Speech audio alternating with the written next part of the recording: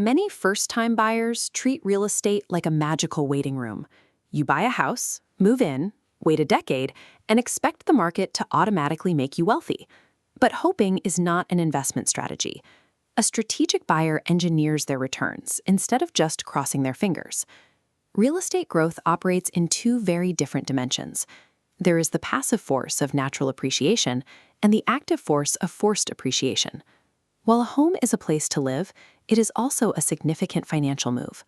Approaching it with a passive mindset means you are reacting to the market instead of using the tools that actually drive long-term wealth. To understand those tools, we have to look at how real estate handles money differently than a traditional stock account. In a brokerage account, your return is strictly limited to the exact dollar amount you deposit. This is leverage. $20,000 buys $20,000 in stock. But a $20,000 down payment controls a $300,000 asset. Apply 4% growth. The stock earns $800. Real estate applies 4% to the entire value, creating $12,000 in equity. Real estate wealth is not generated simply by saving money.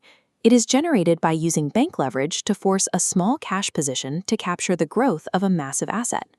That growth is what we call natural appreciation.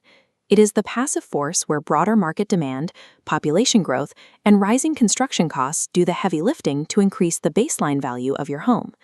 This growth is rarely a straight line. Markets fluctuate, but over time, the cost of labor and land establishes new price floors beneath those fluctuations. This is why national real estate headlines can be so misleading. They attempt to summarize thousands of individual markets into a single average, a number that rarely reflects what is happening on your specific street. Real estate is driven by micro-markets.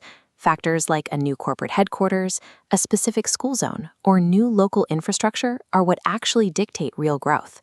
A strategic buyer does not just buy a structure. They buy the economic direction of a specific pocket to secure that passive growth. But you do not have to wait for the market to move. You can manufacture your own equity through the active force of forced appreciation. This relies on the after-repair value, or ARV. The goal is to buy a gated property that is priced well below its neighborhood's potential.